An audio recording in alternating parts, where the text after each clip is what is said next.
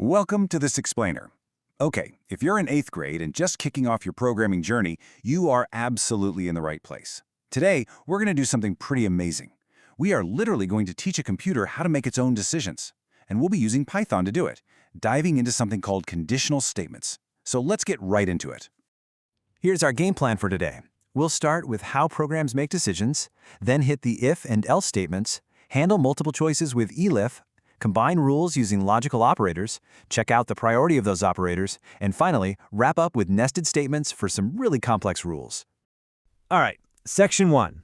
How programs make decisions. You know, just like you and I have to make choices every single day based on what's happening around us, computers have to do the exact same thing to actually be useful.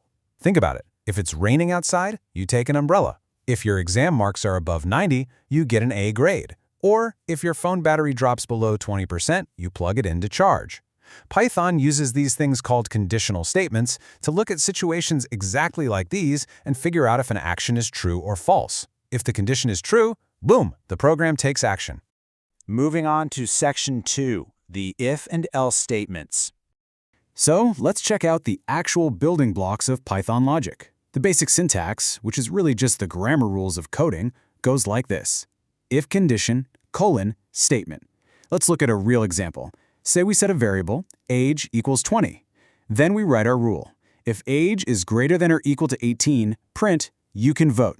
Because 20 absolutely is greater than 18, Python sees this as true and prints that message right to the screen. If the age was lower, the condition would be false and literally nothing would happen. All right, time for a quick code quiz. Let's change things up and set age to 15. Our code says, if age is greater than or equal to 18, print eligible for voting. But now we're adding a new piece, else, print not eligible for voting. Take a second here. What do you think the output is going to be? If you guessed not eligible for voting, you nailed it. Here is exactly how Python reads this. It checks the age. Since 15 is definitely less than 18, that first if condition is false. So Python just skips right over that first print instruction and jumps straight to our backup plan, the else block. And this is such a cool way to see how we can branch our code into two totally different paths. On the left, the if statement executes its code only when the condition is true.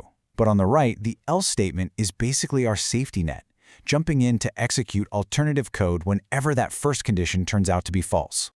Up next, Section 3, handling multiple choices with Elif.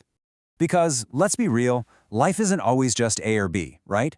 Sometimes we have a whole bunch of options, like figuring out your school grades. This brings us to a brand new keyword, Elif. It's just short for else if. We use it to check multiple conditions going straight from top to bottom. Take a look at this example. A student gets marks equal to 78. Python starts at the very top. If marks are greater than or equal to 90, print grade A. Next, Elif marks are greater than or equal to 75, print grade B. Next, Elif marks are greater than or equal to 60, print grade C. And finally, the backup, else, print fail. So what do we get? The output is grade B. The super important thing to remember here is how Python actually thinks. It checks 90 first. That's false because 78 is not bigger than 90. Then it moves down to 75. 78 is greater than 75, so that condition is true. It prints grade B, and here is the magic trick. It completely stops checking. It doesn't even look at grade C or fail. It just finishes the job and moves right along. Let's jump into Section 4, combining rules with logical operators.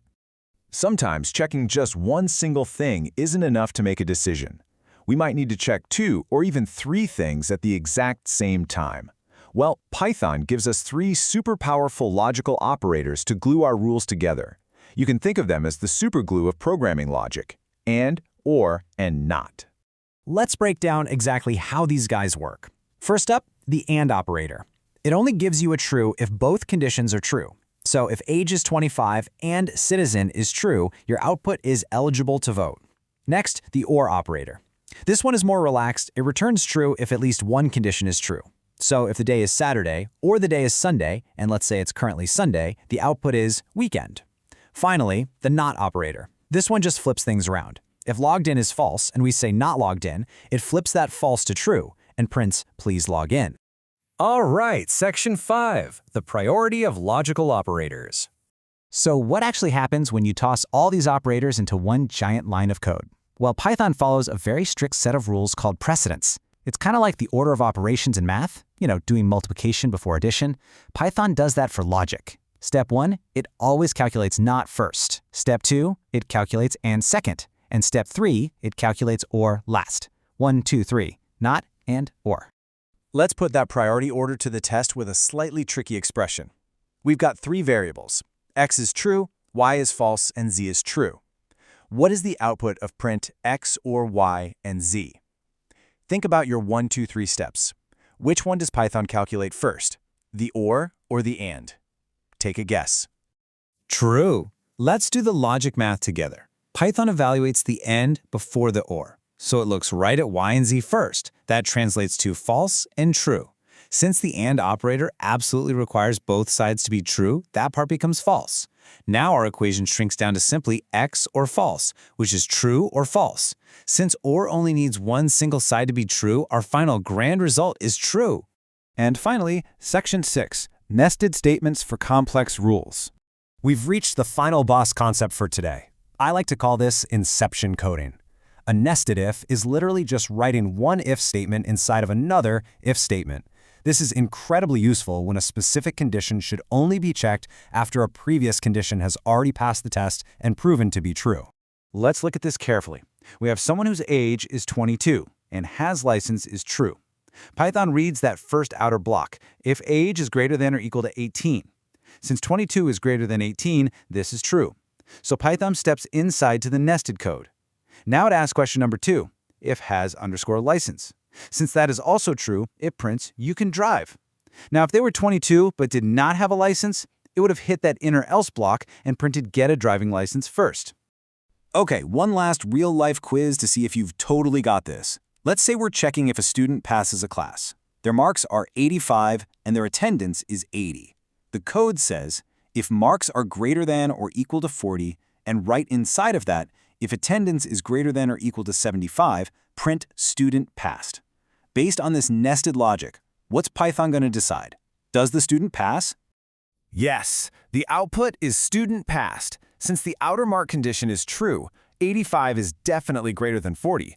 Python steps inside. Then it checks that inner nested condition. Is the attendance of 80 greater than 75? Yes, it is. Because both conditions prove true, one inside the other, the student officially passes. And just like that, you've mastered the fundamentals of Python conditional statements. You now know exactly how to use if, else, elif, logical operators, and even complex nested statements. These are the literal building blocks for writing intelligent programs, and they're used in almost every real-world app you touch today. Awesome job mastering this decision-making logic, so the only question left is, what complex rules and intelligent programs are you going to build next? Thanks for hanging out with me for this explainer, and keep on coding.